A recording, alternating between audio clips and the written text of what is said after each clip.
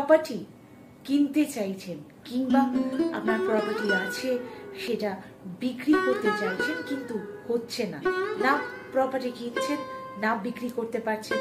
সেক্ষেত্রে আপনারা নিজেদের নতুন বাড়ি ঘর কিনতে বা পুরনো বাড়ি বিক্রি করতে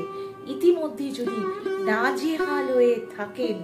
তাহলে 16টি শনিবার আপনি এই ক্রিয়াটি করুন। কি করছেন? একটি 1 টাকার কয়েন বা যে কোনো টাকার নিচ্ছেন, নিয়ে বালিশের তলায় নিয়ে ঘুমিয়ে পড়ছেন। সকালে ঘুম থেকে উঠে কারোর সাথে কথা না বলে ডান দিকে দিয়ে কয়েনটিকে ঘোরাচ্ছেন মাথার